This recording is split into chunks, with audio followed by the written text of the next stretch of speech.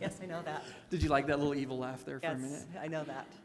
So I think you've seen enough of these. Give us a little bit of your background, why you're willing to take this appointment, because it's a demanding, taxing position in the city. Making sure that the finances of the city are taken care of and that we keep our bond rating status and that we're totally compliant with everything that we do. And that's hard with a group of 7 that likes to have criticism and great projects that we want to fund. So It is, you're right. I'd first like to thank you all for your time. I have worked for the city, or I've been with the city for over 20 years. I started here as an accountant. When I first started, Gordon Hoskins said, "I have a mess. You have to clean it up in 3 months." It was 3 years worth of reconciliations that I had to do within a 3-month period of time. I worked weekends, I worked nights, I brought my 18-month-old baby in with me, who is now 23, and she sat and played with her dolls on the weekends while I worked. She's not an accountant. One of the things that I have done very well in my career is always found things and improved them.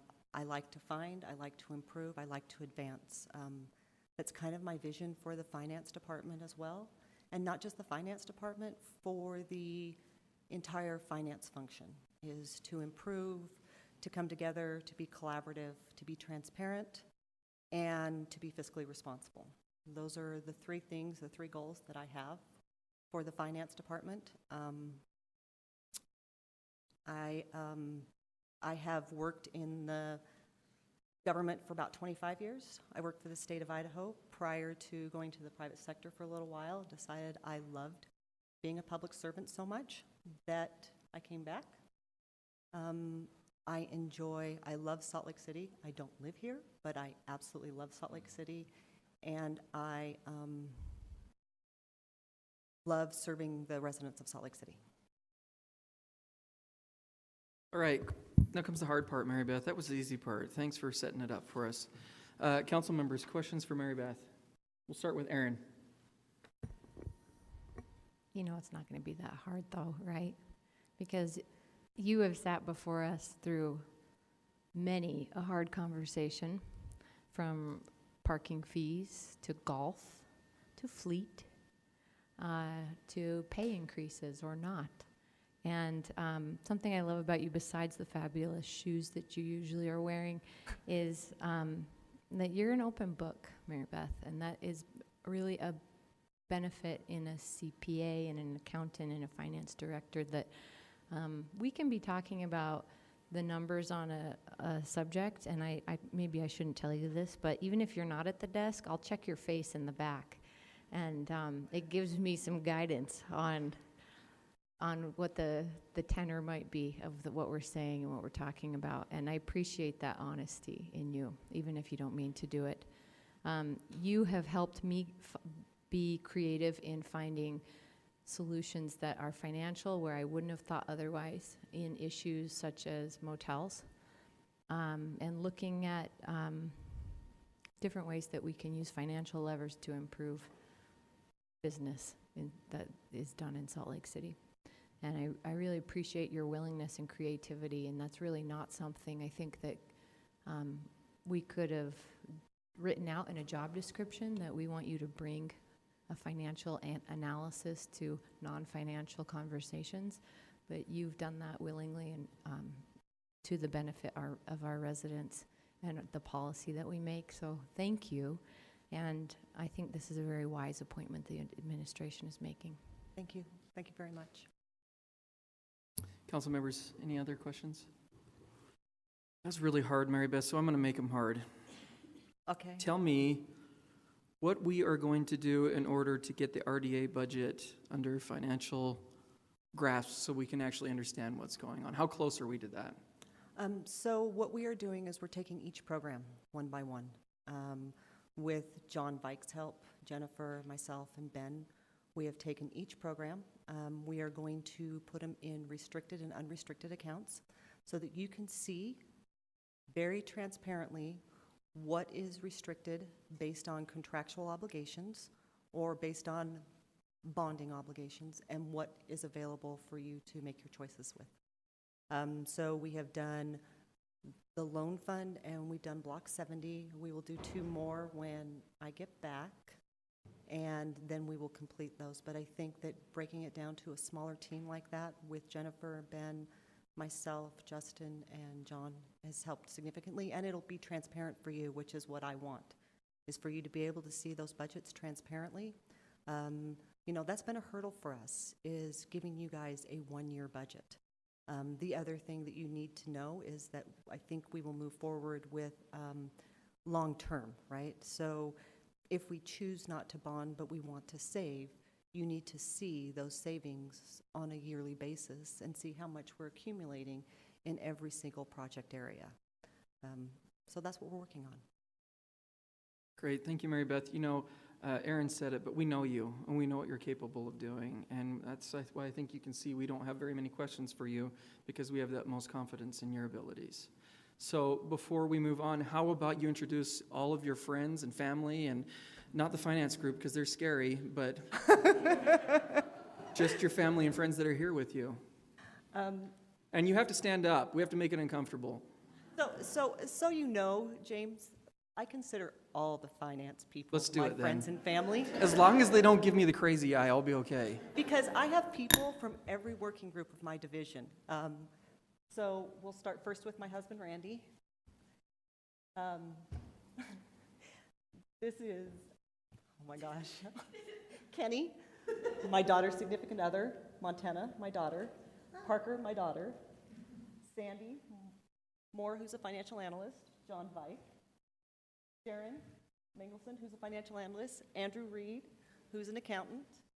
Over here is Arturo Garcia, who's a lead collector, Lisa Packwood, who's a collections manager, Kimball Ball, who's an analyst, and Brittany Blair, who is with the fire department, and then there's Marina Scott, who's treasurer. Controller is Teresa Beckstrand. Joseph Moritala is deputy treasurer. That's all of them. Thank you, Mary Beth. You know that you'll be on the consent agenda across the hall this evening. Seeing that there weren't really any hard questions, I understand that you have to catch a flight tomorrow. I'm not going to rub it in, tell the other council members where you're going, but have fun. Thank you. Thank you. Council members, we're going to jump back to item number 1, which is the legislative briefing. Just an update from Lynn Pace.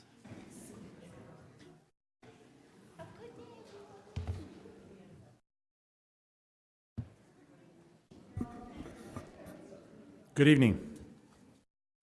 Thank you for having me. I don't know that there's been a whole lot of change since last week, so I'm just going to give you a couple of quick highlights, and then I'll take any questions you might have. Obviously, the first item is the announcement that was made early this afternoon as to the locations for the 4 resource centers. As you know, we are in the midst of a partnership with the state and the county being the service provider, the state providing the funding. None of what we announced earlier today will make any difference if the state doesn't help provide the funding to construct those facilities.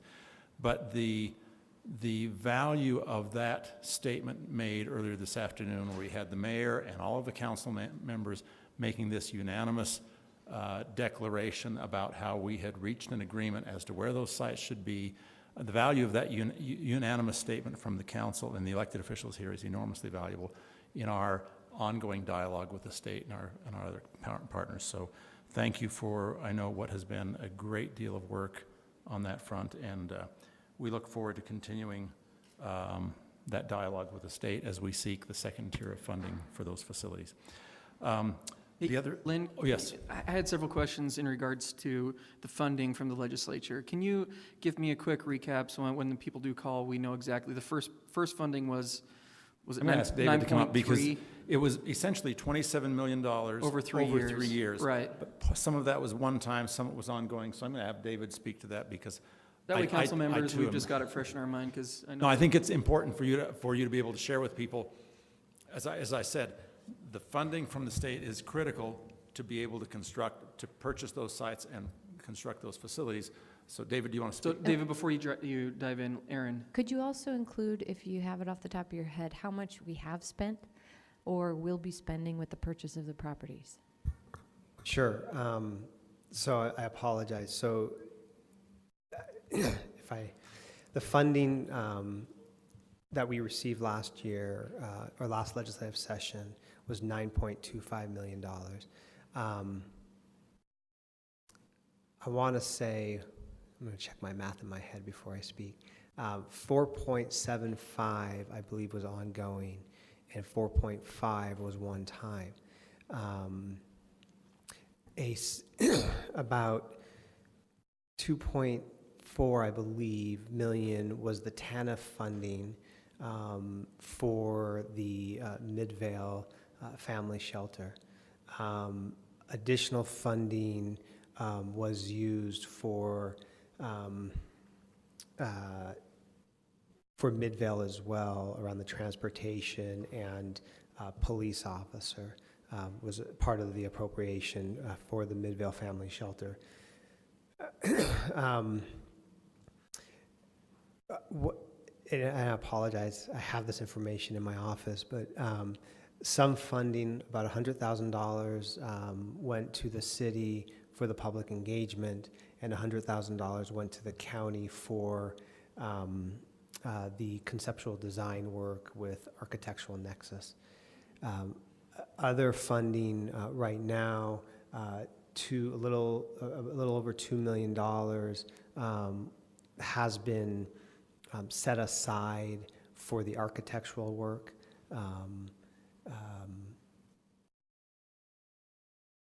And I believe those are the commitments that have been made to this point.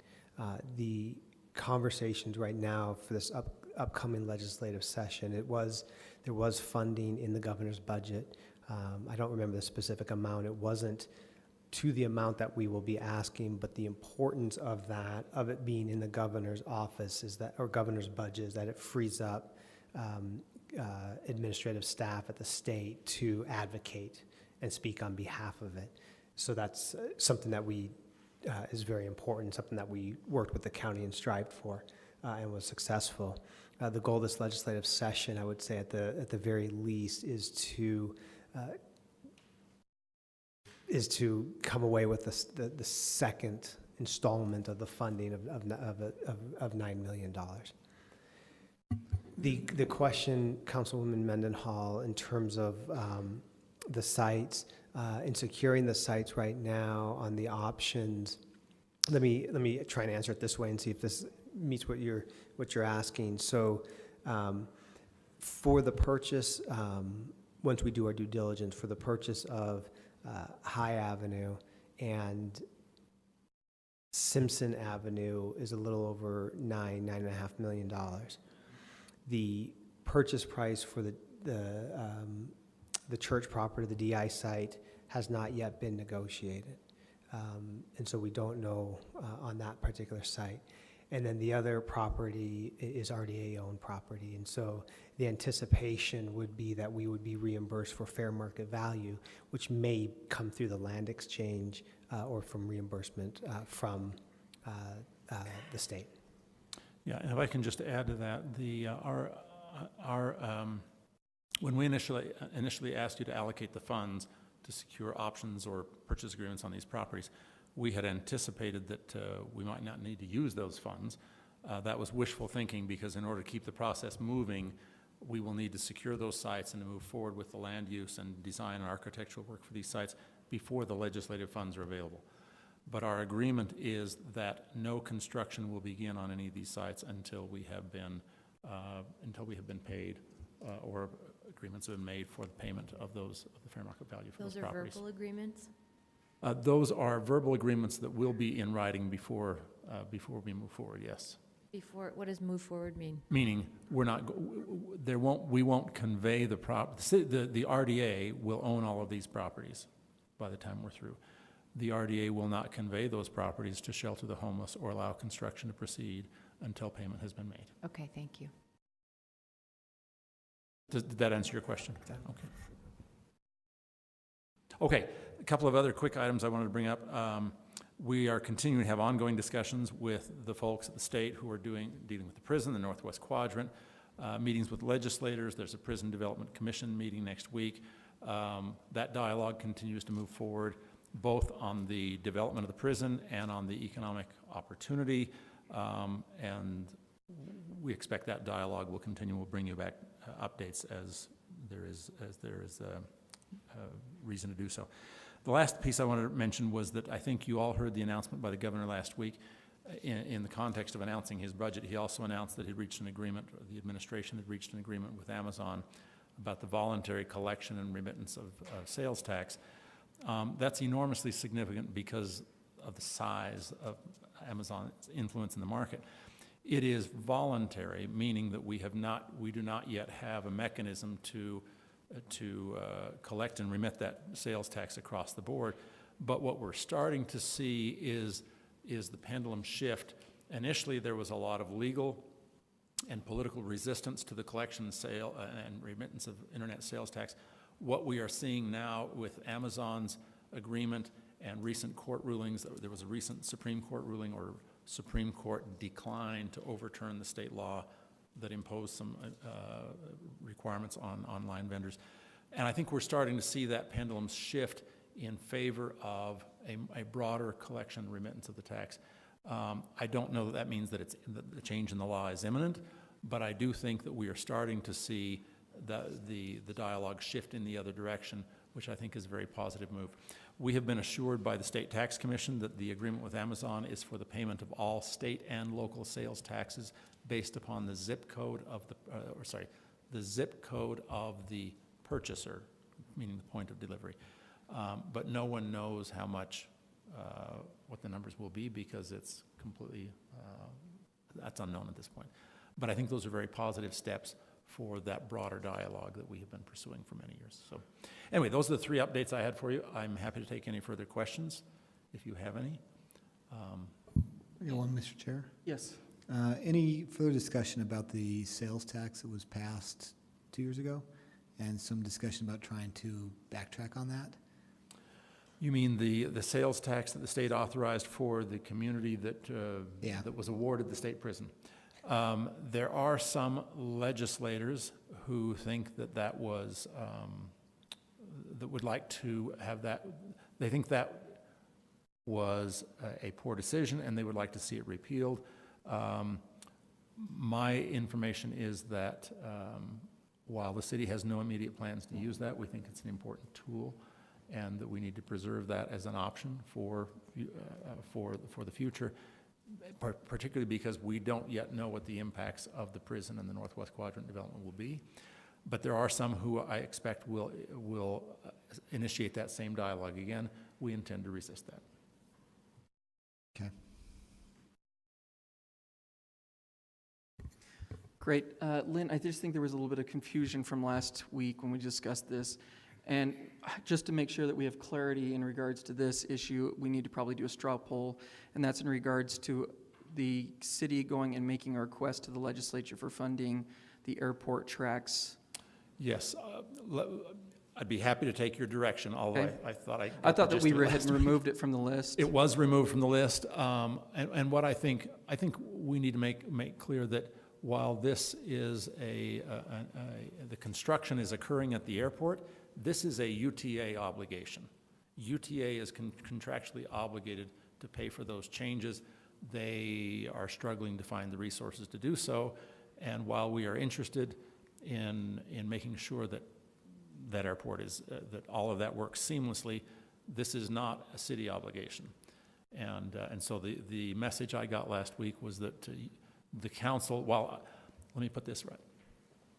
My understanding is that while the council agrees that that is a priority, that we would like to look at other options available to us, options within the city's own control or within UTA's control, before we raise this issue on the state level. Is that, I don't know if that's accurate, but that was what I came away with. That was my understanding. So we'll just do a quick straw poll to make sure that we're good with that, council members. So if you're in favor of that, what Lynn discussed, that we are not going to bring this up to the legislature, we're going to pursue other avenues. Give me a thumbs up. Okay. Yeah, and I will tell you, we have discussed that internally. We are exploring a range of options that we intend to pursue with UTA. Based upon that dialogue, we will then come back likely to probably the legislative subcommittee to talk through where we are and next steps and where we go from there. Okay. So, but thank Great. you for that direction. Yeah, thank you, Lynn. Okay. Any other questions for Lynn or David? Great, that was a fast one. Lynn. Okay, thank you very much. We are going to go to item number 4, which is the budget amendment number 2. And we have a little time for that. We've got Jennifer Bruno, who is the Deputy Director for the Council. Any update on this, Jennifer, for us?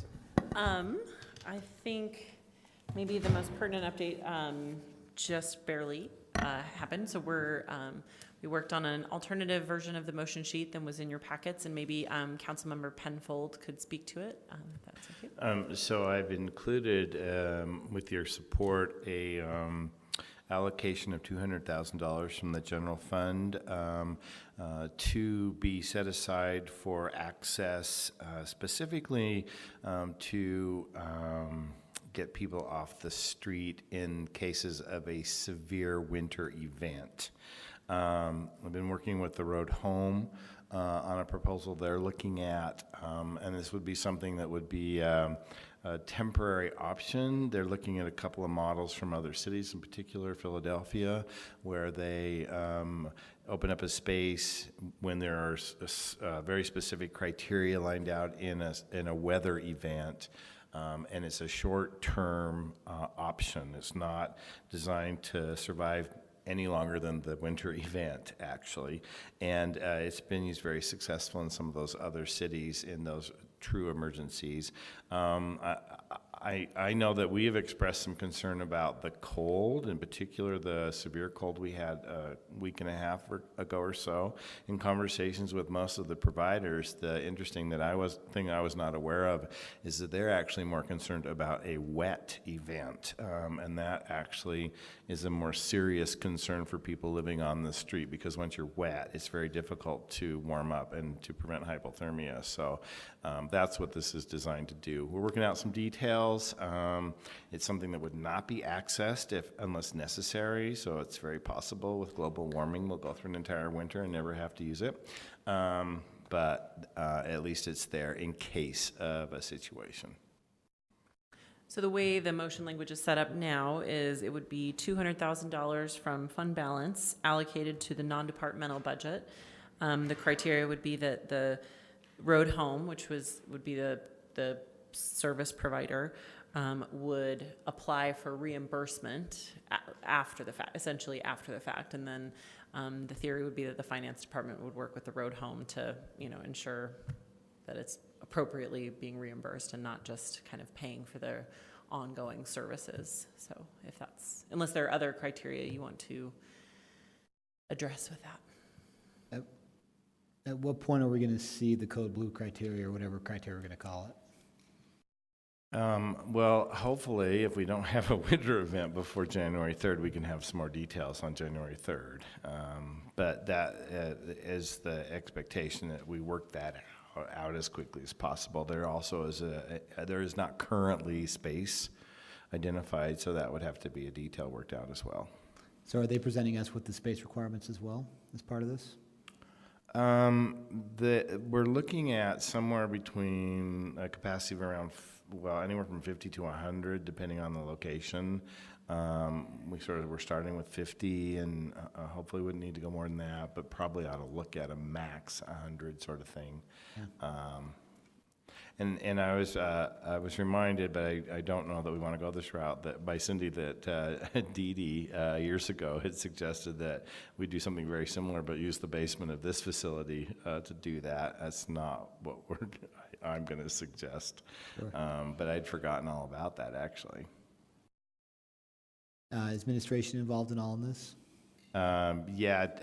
Will be more so.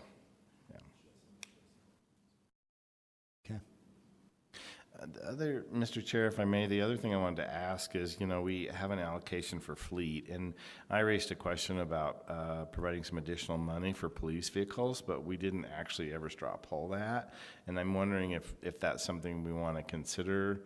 And I believe that the amendment motion just has the language of the administrative proposal, does not have any additional funding for fleet. And I was suggesting at the time up to an additional $1 million specifically for police vehicles, which is the request. And I don't know if we want to maybe straw poll that just to see if there might be some support for that. My recollection from the questions to Jennifer was that it still keeps us within our fund balance threshold percentages that we are concerned about tracking.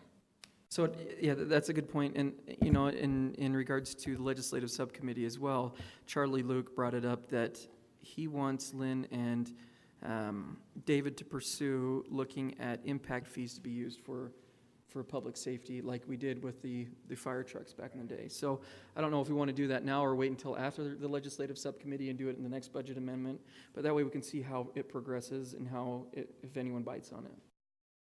Would you be amenable to that? I'm okay with that. I don't think another $1 million solves our problem Not at all. in any way.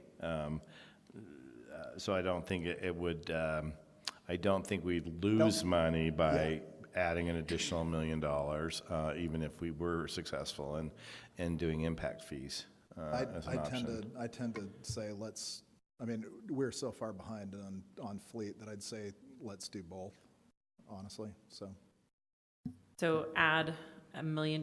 So the administration's proposed budget amendment included an additional $1 million for fleet to purchase police vehicles. This would take that to $2 million. Okay. And I think we need to straw poll that, Jennifer, just to make sure before we make any changes to our motion sheets. And Jennifer, I know this is on the spot. Do we have any idea where that leaves us with fund balance? I think the last time we discussed it, now granted this was before discussions about the Arts Council changed and discussions about Operation Diversion, so keep that in mind. Let me just pull it up. I think it took us to, if I'm remembering, like 11.5%. 11.5% is what's left if budget amendment number 2 is adopted as proposed. So that's just the basic, what was proposed by the administration. That's just under $4 million above the 10% level. So you figure with the $1 million added for the police vehicles and other things, that might take that down to closer to $2 million, because there were a handful of other things that added up to $1 million too. We have $2 million left above the 10%, right? Just about. I will find the spreadsheet we put together the last time about it, but. Mr. Chair. Yes. Well, can we just generally talk about the budget? Is that okay? Would this be the time?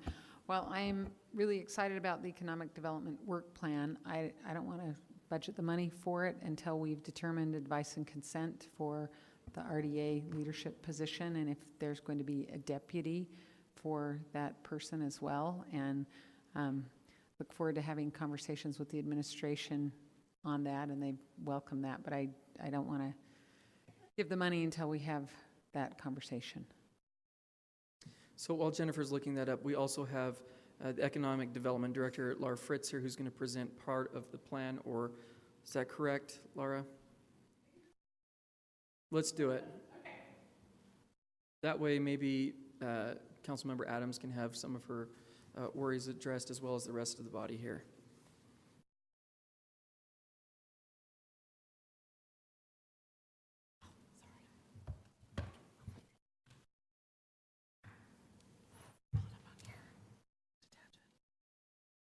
Technology. Isn't it great? I'll grab a hard copy and I'll start talking. How's that?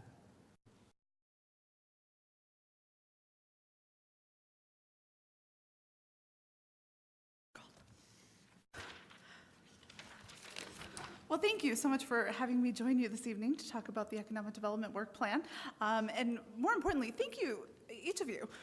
You've taken up a lot of time acclimating me to Salt Lake City by taking me on tours of your council districts, which have been amazing, and I've learned so much. We have lots of exciting plans as a result of those meetings. And then also, thank you so much for sitting down and going through the work plan with me. I really got great feedback one-on-one with you. So I know that if we kind of run through it tonight, it's really for the public because you've shared with me your thoughts and comments already. So with that, you may remember there were sort of 5 key areas that we looked at for economic development. And the first is organization, organizational things that we had to do as a new department to get up and running. Perfect. PDF, so you just have to scroll through it. Awesome, thank you. Here's our strategy.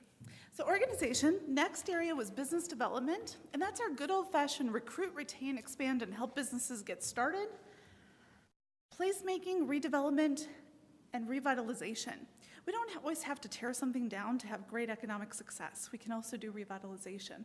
And so we've made sure that we talked about placemaking as an important feature of the plan. Arts and culture, because of the Arts Council being in our department, we felt it was really important to try to interweave the Arts Council through everything we did. Then we realized that it really needed to be its own key bullet. And so we pulled that out as a separate key area. Research, marketing, and communications being the last component of the plan. And now let's talk a little bit about how we're going to achieve those 5 key areas. So the mission of our new department is to build Salt Lake City as a vibrant, beautiful, prosperous, diverse, and authentic place. We do this through a professional organization, business development, arts and culture, placemaking, revitalization, and redevelopment. Hopefully nothing there is new to you since we just talked about it. And of course, we plan to do this not as a silo. Economic development has to be done in conjunction with both public, nonprofit, and private partners.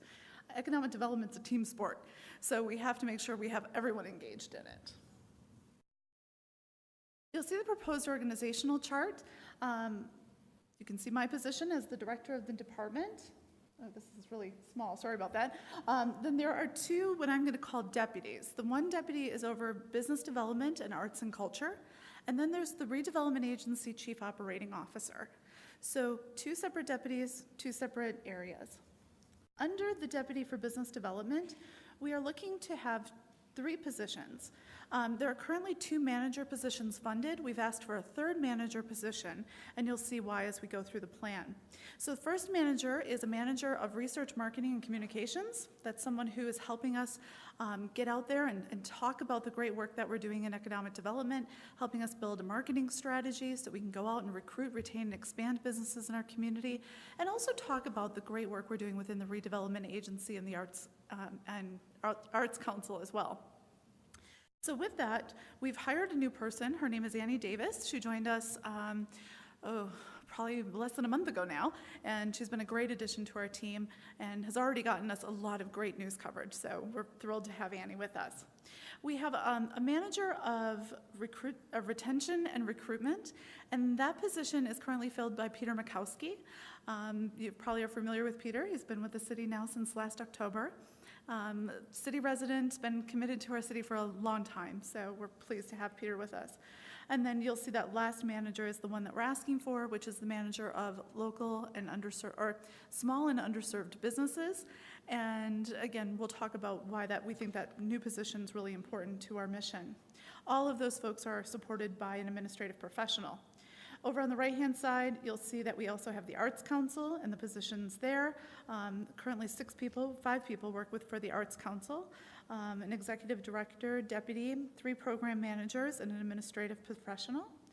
And then over in the RDA, we have 13 team members with the chief operating officer and a deputy chief operating officer, as well as the team members who oversee the project Can I have you hit pause there for just a minute?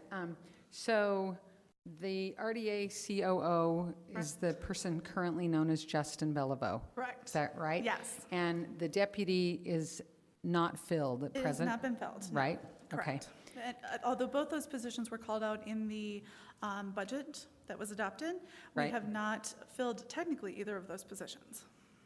Right. Well, I And- take that back. Justin was approved, correct? No, okay. No, and you've been acting in that role, and you can do it for 6 months, and then, wrong? 4 months. 4 months, okay, sorry. No, that's okay. Anyway, so that's my area of concern, because we need to have the conversation about advice and consent on that. So on those two positions particularly, especially the COO. And as a clarification, only because I haven't pulled it up on my computer and I can't see it up there, but you suggested a deputy position for the RDA. So this is Justin as the Chief Operating Officer, and then a Deputy Chief Operating Officer here. That. Yeah, Okay. who would All right. work closely with Justin. And then both of those positions then report directly to me as the All department right, chair. and it was the intent of the council when we looked at the budget for restructuring that we departmentalize the RDA specifically because of the desire we had for advice and consent there. So I think that's the concern that Lisa's raising and the other council members I think have shared, is that we want to figure out some assurances that we actually will fill those positions in that structure. In addition to that, Laura, maybe you could help me understand. I know that the mayor held off on hiring people in economic development because she wanted you to be able to choose your staff. Yeah. Is that what you are going to do with the RDA? Is you're looking at hiring the COO and then letting that individual hire the deputy director? Correct. Okay. Yeah, that would be my goal.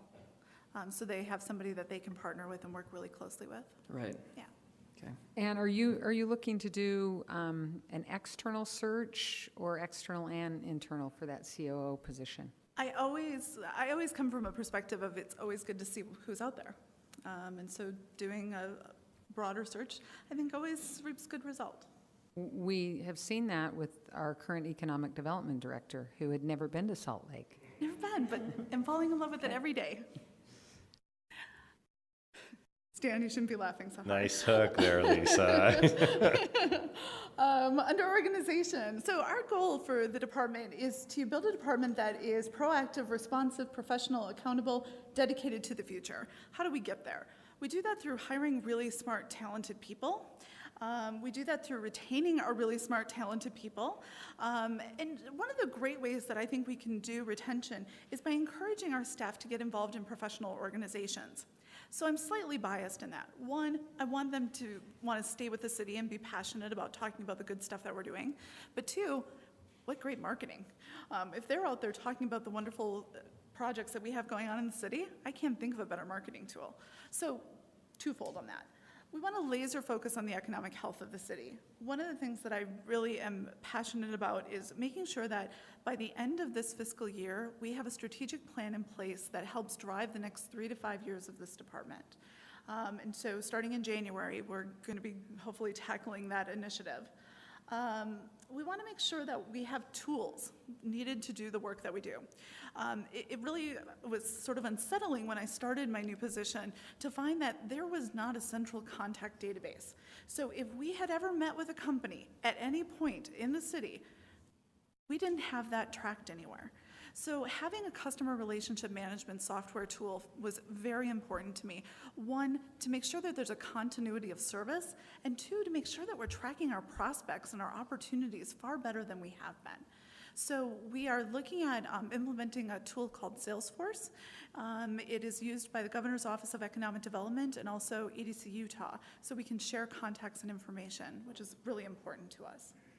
We want to develop a consolidated budget for the Department of Economic Development. Hopefully by next fiscal year we can do that. And then we want to make sure that we're engaging the RDA and the Arts Council as part of this new department. You know, when you hear economic development and you're the RDA and Arts Council, it may not always be intuitive that you're part of this new department. So making sure that we're always figuring out ways to engage each other as part of this new entity. We want to make sure that we're evaluating, streamlining, and improving current policies and procedures. You're going to see this in every section of the work plan. I think it's really important for us to always strive to be better than we're doing today. And so things that we're looking at are, you've seen some of the RDA projects that are initiatives that we've brought forward already, but we're also talking about looking at funding for incentives and land sales, public art, and really starting to bring some policies forward too that are meaningful. Last but not least, we want to make sure that we're collaborating internally and externally to achieve this plan. Again, economic development, team sport, can't be just done by ourselves. Any questions on organizational stuff? Maybe we can just jump to factors to determine success. Oh, I love that. Please. Because I think that's That's the good real stuff. policy discussion. Yeah. So when we laid out this plan, I wanted to make sure that there was a way that we could go back and hold ourselves accountable.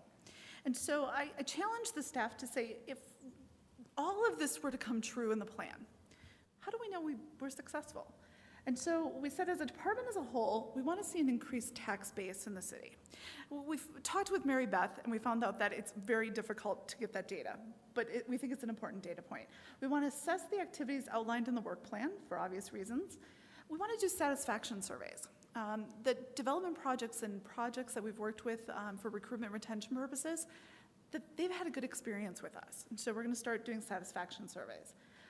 Business development, contacts made, retention visits, vacancy rates, business starts, placemaking, business or building permits issued, making sure that we have an understanding of the development of new square footage in commercial or residential spaces, activation and utilization of public spaces. It's great to build them, we've got to make sure they're activated. And then number of housing units and diversity of incomes. And then last but not least, we got two more. Arts and culture, level of diversity and participation in the arts, assessment of creative industries data, and then last but not least, research, assessment of activities outlined in the strategic marketing plan, which will be another document. So strategic plan, strategic marketing plan, how we're going to promote the city. And then last but not least, net promoter score. And net promoter scores are when site selectors talk about the city. Are they promoting the city, or are they a detractor of the city? And so we want to make sure that we're bumping up our net promoter score. With that, that's a very abbreviated economic development work plan. Well, it does help that we've been through the process with you to going over it, so. Questions for Laura? When does it become a formal work plan? So the draft work plan, this is really just my working document. This was my way of knowing that I was achieving what I had set forth to do when I started this department. The strategic plan will be the plan that will be adopted by the council. And when will we see that? I'm hoping by the end of this fiscal year. I need the money allocated in the budget to get that done, though. Okay, thanks.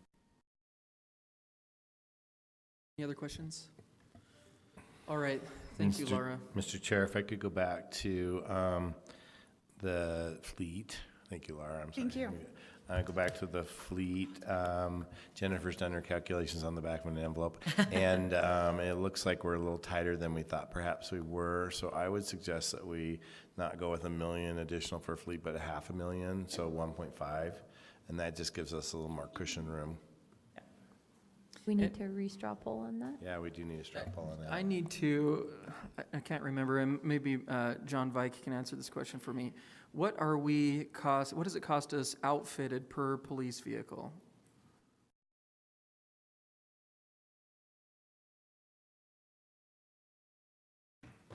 I believe the number is 40,000, That's what I remember as well. and that includes the vehicle and then lights and all of the other things as well. Okay, great, thank you. So, council members, we're going to take a different straw poll to look at funding an additional $500,000 for fleet instead of the $1 million that we did. So, just to give us some more cushion, so that our finance department doesn't come after us with a crazy eye again. And that would, just so that everyone's aware, that would take, if the council approved $500,000 for fleet and then also added the $200,000 for the emergency severe weather winter situation, it would take you to 2.5 million above the 10% level after everything else in budget amendment 2 is considered. Does not include any additional funds that might be requested later in the year for other things. Okay, so council members, if you're in support of 500,000 instead of the 1 million, show with a thumbs up. And that is 2, 4, 5 up with Andrew Johnson abstaining. So, and Derek Kitchen is not in the room. So that's Aaron Mendenhall, Stan Penfold, James Rogers, Charlie Luke, and Lisa Adams is all yes. Okay, great. So we'll add that to the motion sheet just to be extra clear since it hasn't been in the council staff report until just now. And then the motion sheet will also include the appropriation for the severe weather event temporary indoor facility. The other items that are addressed on the motion sheet is clarifying to use parks impact fee money or transportation impact fee money for a variety of items that actually were the council asking questions in the work session briefing, like, hey, is that impact fee eligible? And after doing a couple of rounds of clarification with the attorney's office and the impact fee consultants, they are impact fee eligible. So assuming you guys are okay with that, this motion sheet clarifies that we'd rather use impact fee money than general fund money for a couple of those items, or CIP money. So Jennifer, does that figure into your calculations? I believe it is. But I'm putting a little asterisk just okay. to make sure, but I think it is. And can we follow up just after Tonight? after you have some time to actually do some real numbers? Yeah, we'll do. The reason I hedge a little bit is that some of them were coming from CIP funds, and so those are separated from general fund balance. So I just don't want to give an incorrect answer. So then the other item addressed in the motion sheet would specify that all other items, that the budget amendment would be held open, in a sense, to address budget requests relating to the Arts Council, relating to transient camp cleanup, and related to Operation Diversion funding and other items, if necessary.